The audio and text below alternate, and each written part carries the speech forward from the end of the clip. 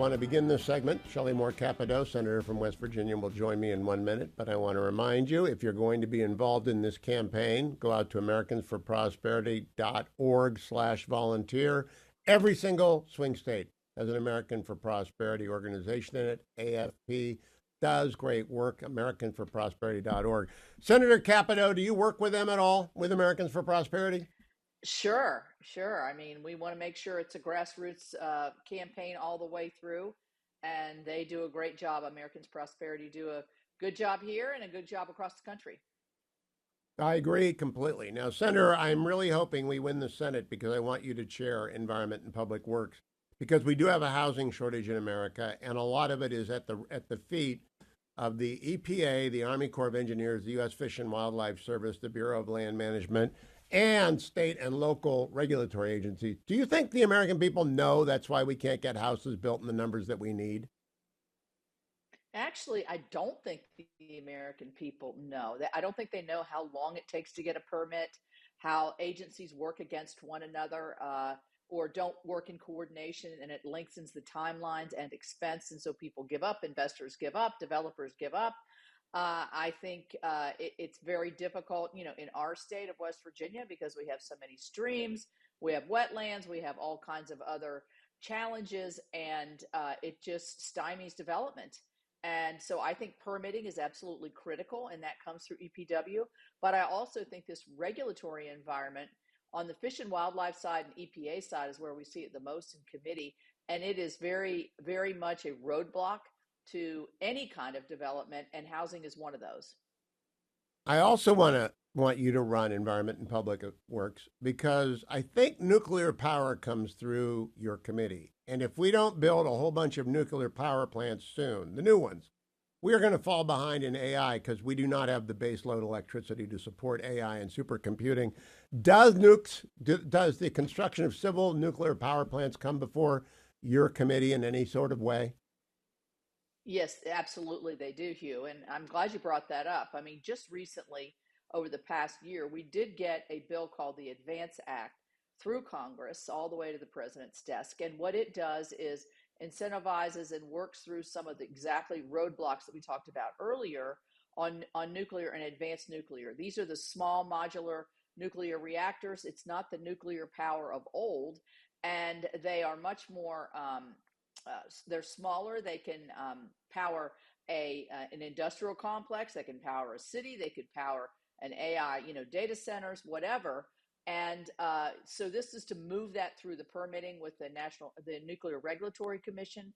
It's also, interestingly enough, in the areas where we live, is to take some of these old coal-fired power plants and site nuclear on those because you have transmission already there. It's a brownfield, and a lot of the permitting obstacles are eliminated because of that. So this is to spur that development. And also, I think it's important as a national security issue that we in the United States have the superiority here in the technologies and also the development of these, not just here, but worldwide. So I'm excited about what we can see on nuclear power, and it does come right through my committee.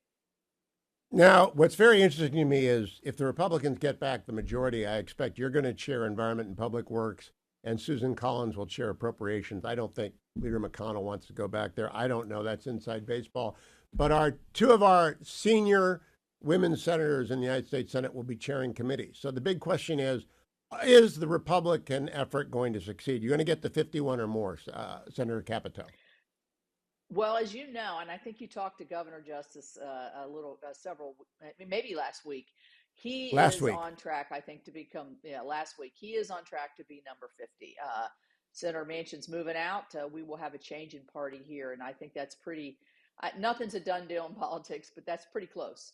And so we're looking at Montana, Ohio, Pennsylvania, Michigan. All these other states, I think, are very close. I think Montana is felt to be moving in the right direction, consistently moving. So we're very optimistic about that. So I'm optimistic, but I've been in this business long enough to know you can't count your chickens before they hatch. And so that means you have to keep pressing it all the way through to the end. And that's what we're going to do. So yes, I do think we will take over. I do think we'll preserve the filibuster, which I think is critical. And I do think we're going to be able to really look at some of these agencies like EPA and others that have just been pouring money into causes and useless, I think, endeavors at the bidding of the administration. You know, on a couple of occasions when Senator Blunt was there, I would come and address the Republican conference in the Senate. And you sat next to me at the last time I did that. We ended up talking about name, image, and likeness for an hour, and I just saw some eyes rolling among non football fans. What does the conference do, and why do you want to run it? Well, I want to run it because it's basically, and I am running for that leadership position. I want to be able to have the be the person who controls everybody getting a chance to talk. I mean, you read that there's disgruntlement within the Republican conference. I really don't think there is. I think that the process has gotten so uh, disassembled from what it could be and should be, that I think as the leader of the conference, that would be something that I could have influence on. And actually, I'm running for the policy chair, so it's the same thing. It's the person that really leads the effort to get us together in terms of where we're going policy wise, having all the voices heard, having amendments, pressing leadership for that. There's going to be a change, you know that. And so I think now's the time to be talking about these kinds of things.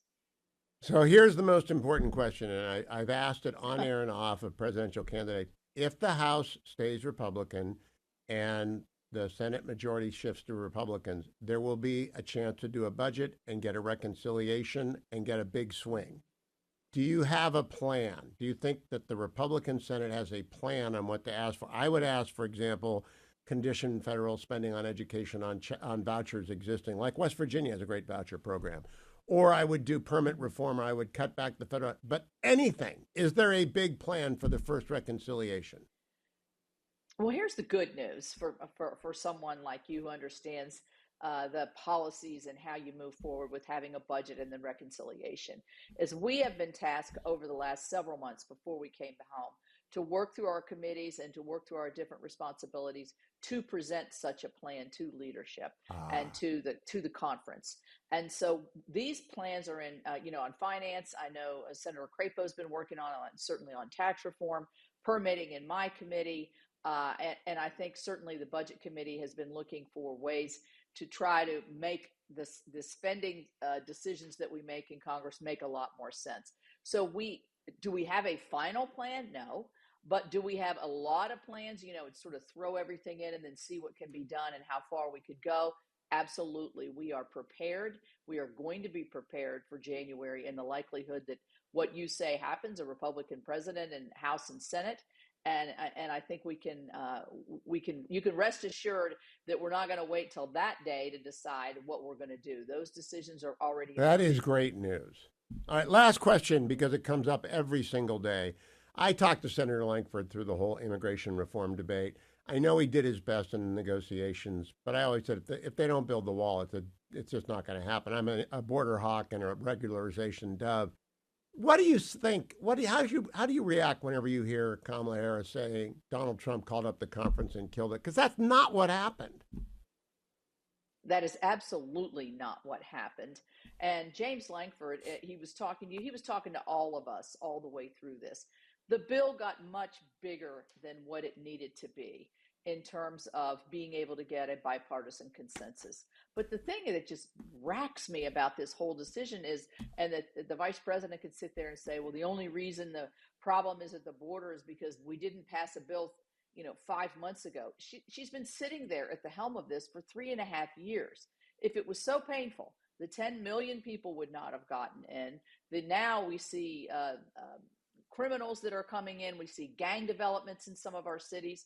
None of this would have occurred, regardless of what happened with that bill, if they had not been more aggressive from the very beginning. It's obvious to me their plan from the beginning was to open the border, let people in for whatever reason they determined, because there were ways to deter that they're now using that are showing that those numbers can go down, and they could have been doing this the whole time.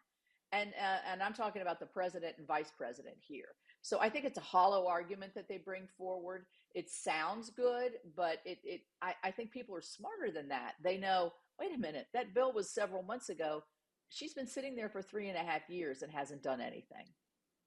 And that bill was not good enough. Senator Capito, I look forward to talking to you as Chairwoman Capito of Environment and Public Works, maybe of the policy conference, but I really, really hope you get that chairmanship. We need reform in the permitting that only a Republican chair can see. So thank you for joining me this morning. Always a pleasure. Sure. Thanks for having me, Hugh. Thank you. Bye bye.